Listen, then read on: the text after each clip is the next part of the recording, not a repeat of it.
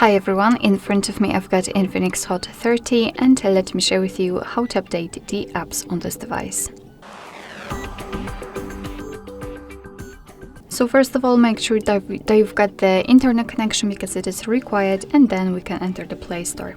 If you do not have your Google account added to the device, you will have to do it right now by logging in, or you will have to create the account. Then let's tap on the circle, which is basically your account, and tap on Manage Apps and Device.